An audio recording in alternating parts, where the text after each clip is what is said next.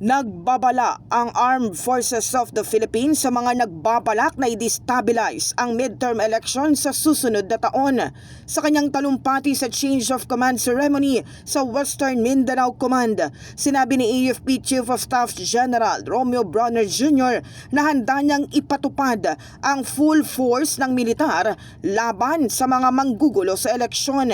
Inatasan din ni Brawner ang Westmincom na magprepara para sa unang parliamentary election ng BARM na kasabay ng eleksyon sa 2025. I would like to take advantage of this time to warn all those who are thinking of destabilizing or putting disorder in next year's election. I am warning you, huwag nyo na pong ituloy.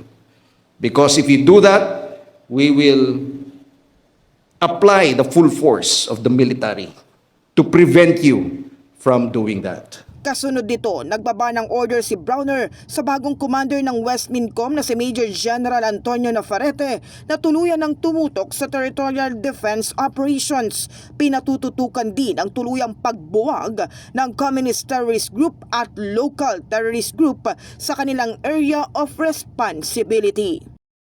My order for the Westmincom to finish with finality our problem with the CTG and the LTG in your AOR stands. But more than that, it is also important that you continue your shift to territorial defense. In the heart of changing lives, ito si Brigada Kath Austria ng 105.1 Brigada News FM Manila, The Music News Authority.